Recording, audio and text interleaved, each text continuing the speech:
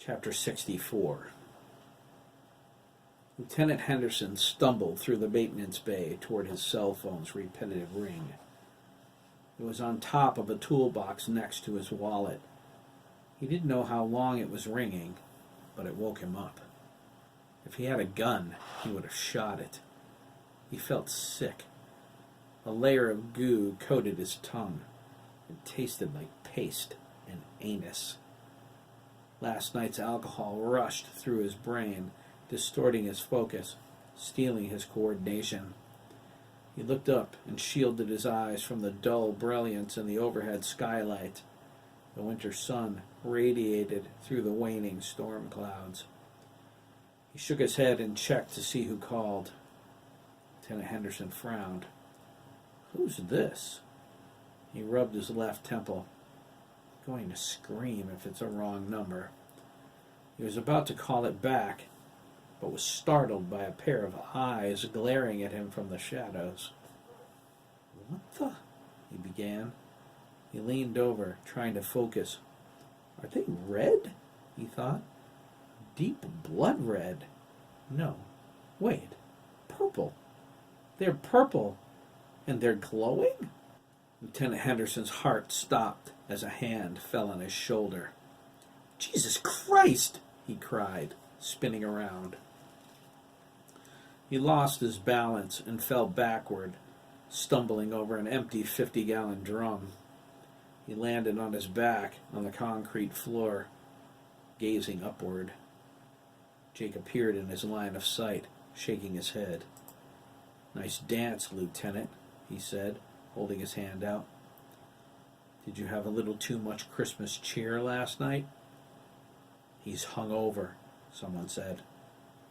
The voice mixed with something hollow, artificial, but it was familiar to Henderson. It came from where the eyes were. "They're definitely glowing purple." "Very hungover," the voice continued, which explains why he didn't answer his phone. "Agent Danziger?" Lieutenant Henderson asked, accepting his help to stand. He wobbled, but made it to his feet. "You almost gave me a heart attack." He gestured toward the glowing purple eyes. "What," he struggled, "is that?" Jake cocked his 9mm and pointed it at Lieutenant Henderson's face. "First," Jake said, his eyes narrow, "you're going to tell me everything you know about the complex." "Hey, man," Lieutenant Henderson replied, shrinking away from the pistol. "I don't know anything. Sick kids, that's all. You know that." He glared at Jake. "What's this about, man? You know more about the complex than I do." "He's telling the truth." Jake lowered the pistol. "Good for you, Lieutenant." Henderson whipped his leg around, clipping Jake behind the knees. Jake went oof as he flipped over onto the floor. He dropped his pistol, and Henderson grabbed it. He rolled over, sat on Jake's chest, and stuck the gun in his face, his expression outraged. Jake rolled his eyes. "I am so out of practice." "You're out of your mind is what?" Lieutenant Henderson spat. "What's going on here, sucker?" Jake nodded, gesturing behind the chopper pilot. Him." Something clamped onto Henderson's wrist with a firm grip. He saw a furry hand with knives coming out of its nails. It knocked the pistol free and flung him through the air. Henderson hit the rear door of the chopper and tumbled to the floor. He lifted his head to see a figure running at him on all fours. It got into his face. Its shiny silver fangs bared as it growled. Its eyes were impossibly green. Lieutenant Henderson recognized those eyes immediately.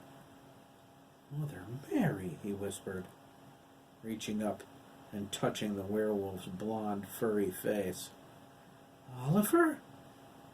Is that you?"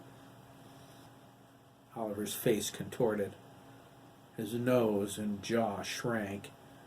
His fangs retracted, his fur disappeared, and in seconds he was the boy Lieutenant Henderson knew. "Yes, it's me," he replied, standing up. "Merry Christmas, Lieutenant." Lieutenant Henderson glared at him, shocked. He climbed backward up the chopper, his mouth hanging open. "Lord, what are you?" "Cybernetic werewolf," Oliver replied. "Cyber what?" Jake retrieved his pistol. He slipped it into his shoulder holster. "Ask your buddies at the complex, Lieutenant," he said, walking over. "You didn't believe that mystery disease crapola, did you?" Lieutenant Henderson reached out and touched Oliver's cheek. He felt the smooth flesh, the radiated warmth. "Oh, my God!" "God has nothing to do with this, Lieutenant," Oliver said. His gaze went far away. He appeared as if listening to something. He nodded, turning to Jake. "Wolfboy 1 says I'll have my satellite uplink back within the hour. I'm almost at 100% operating efficiency." "Good," Jake replied, heading for the maintenance supervisor's office. "I saw a coffee maker in here. I'll start brewing some. I think Henderson needs a pot or two." "Indeed," Oliver said. "What is going on?" Lieutenant Henderson asked, his voice shaky. He felt drunk all of a sudden. Very drunk. Oliver led him to a folding chair and motioned for him to sit down. "I'll tell you everything, Lieutenant," he replied. "When I finish, we're getting in that helicopter and we're going to the complex." Cody strutted into the maintenance bay.